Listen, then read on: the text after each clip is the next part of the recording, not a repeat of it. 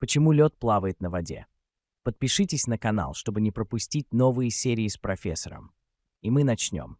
Когда вода превращается в лед, она немного расширяется, то есть занимает больше места, чем жидкая вода. Из-за этого лед становится менее плотным, чем вода. Представь, если что-то легче и менее плотное, чем вода, оно будет плавать, как мячик или деревянная палочка. То же самое происходит и со льдом. Он легче воды, поэтому не тонет, а остается на поверхности. Это очень важное свойство.